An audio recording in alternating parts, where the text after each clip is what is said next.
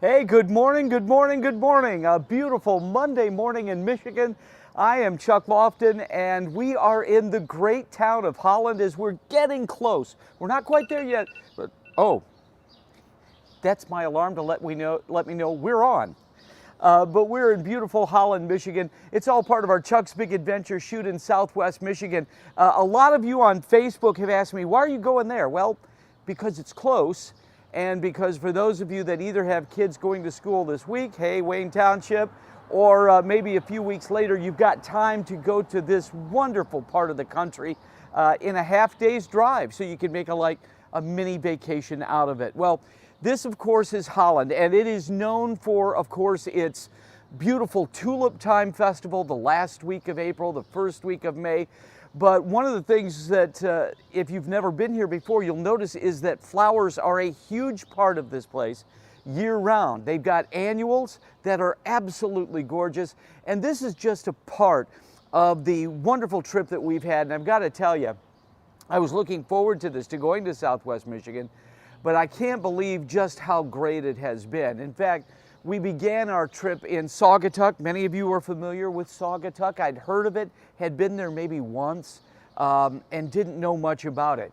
It is not only a capital of maritime on the coast of Michigan, because you've got different ways to get out in the water there. It's a very small community of 900 that swells to 10,000, but it is also part of the art coast of Michigan. And this is not only becoming one of the great art capitals of the Midwest, but also of the United States. And people from all over the world come here to buy art. And it can be anything from ceramics to pottery to paintings. If you've got any questions, I've got my phone here, so I've got everything. I did have it all loaded up, but I've got it all loaded up here if you've got any questions. But we have had quite a trip so far. I think probably the story that you're going to be most impressed with, and by the way, we start airing these on May 7th, or August 7th. I'm thinking of May. August 7th is a story about a young man who was a ceramic maker. That's how he made his living, making ceramics here in this area. But he also is very good at glass blowing. And he was told all of his life, hey man, you cannot make glass out of beach sand. In fact, anybody who's at least familiar with glass blowing knows there's just a certain type of sand that you have to use. You can't use beach sand because it's filled with too much stuff like iron. He has discovered a way to do that, to make glass, to blow glass out of beach sand, and it's very possible that this is going to change that element of the art world forever. And so we're very thankful that we got a chance to spend time with him. So I'm looking here, it looks like there are about 100 of you watching right now. Yay, tell me hello, tell me where you're watching from. If you've got a tip for us to visit here in Southwest Michigan while we've still got a couple of days here, let me know. But we are so thankful that you're tuning in. Let me see what else that we're doing. Today, we are going to visit a beautiful lavender farm. You say lavender, and that immediately comes to mind. To me, it's this incredible aroma, right? Well, a family, a husband and wife, went to visit a lavender farm in Michigan, and they never left. And we're going to be sharing their story. We're also going to get out close to the lake on Kalamazoo River and Kalamazoo Lake to show you these beautiful boats. They are retro boats. And I think the thing that is so unique about them is, for me, it's going back in time. I was born in 1957, and yes, I am still able to speak and hear. But I was born in 1957, and I grew up around Lake Michigan. And one of the things that I remember, of course, those of you familiar with that part of Illinois where I grew up, just north of Chicago, is that there are there are literally hundreds of lakes that feed into Lake Michigan. But there were these little boats between 1957 and 1966 that were designed to look like cars, like Ford Thunderbirds or Cadillacs. They have those here. They're retrofitted to turn electric. The upholstery is still cool, and you're going to enjoy this wonderful visit that we have here.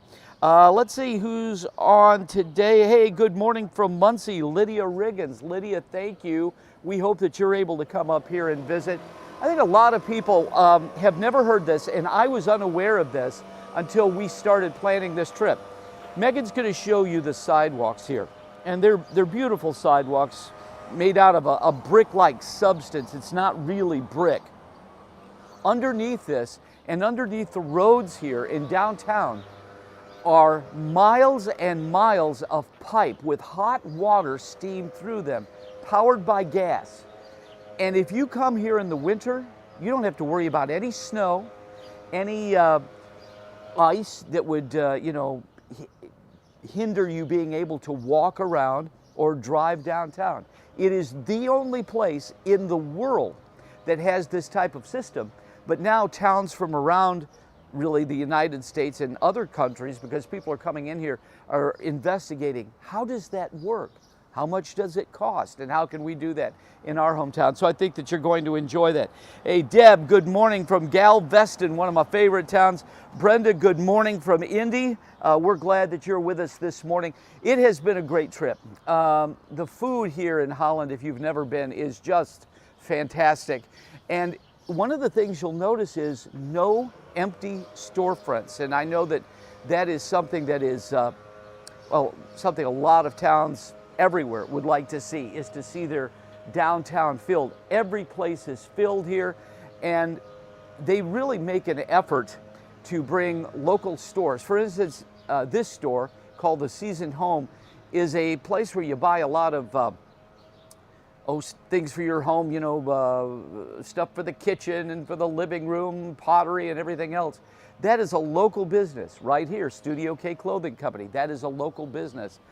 And there are incentives that the town of Holland uses to help these small business owners. During COVID, they actually saw increases in attendance of events and so forth here. And the reason for that is because they're socially distant. So much was held outside. Let's see who else is here. Dan and Sherry Townsend, good morning from Wabash. Brandon, good morning. Norma says good morning from Port Isabel, Texas. And Tracy just visited South Haven. Isn't that a beautiful thing? Yesterday, we went out to the shoreline and we took some pictures, and one of our pieces is going to deal just a little bit with something called Big Red. Now, if you remember our last trip to Michigan, which now was 3 years ago, that's hard to believe, but we did a trip to Michigan. We did a story on lighthouses. Big Red is the most photographed lighthouse in Michigan, and we were over there yesterday. I'm trying to see, Megan, what are some of the other stories that we covered that I've missed? Blueberries.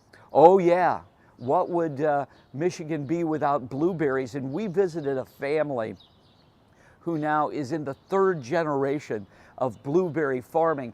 You can buy their blueberries at Kroger, at Costco in Indianapolis and central Indiana. But we got a really behind the scenes look at how these things are picked. Okay, you know how soft and how tiny a blueberry is?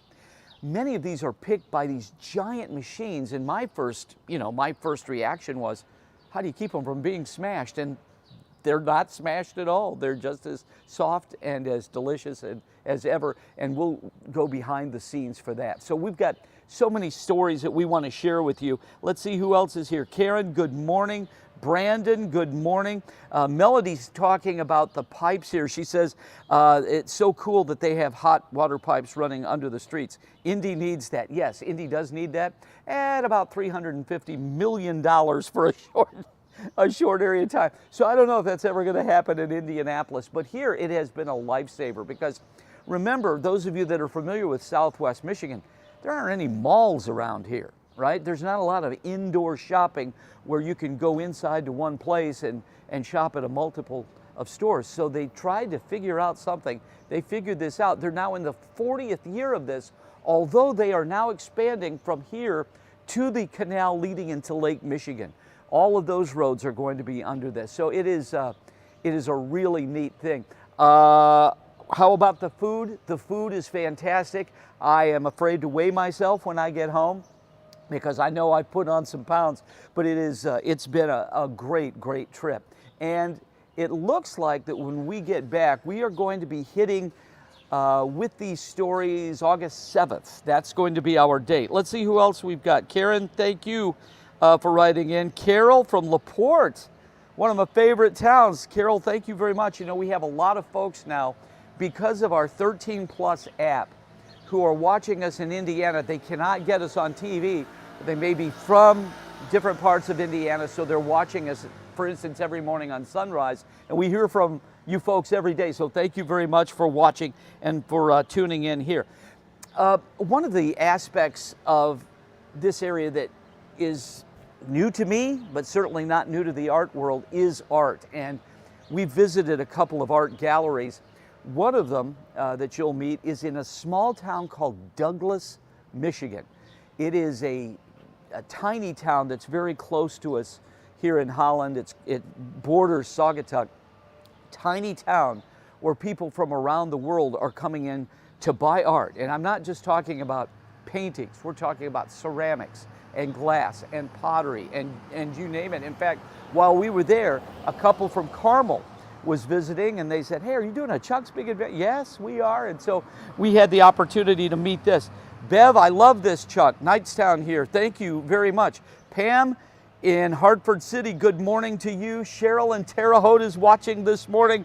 And Anna says good morning too. And you know, I guess it's been touched on. How come you're gone so long? Well, actually, this is going to be a little bit shortened trip.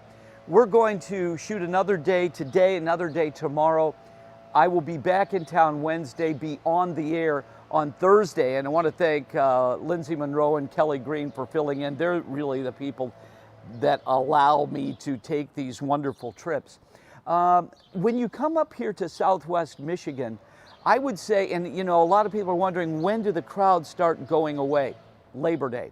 You have to remember that even though in Indiana we've got some schools that are starting this week, by law in Michigan, it can't start this early. So at the end of August into September, so that Labor Day weekend, right after Labor Day, the crowds here start going down. So if you want to plan a crowd-free or a lessened crowd type of trip, plan for that Labor Day weekend through September. And remember, Michigan is absolutely beautiful in October.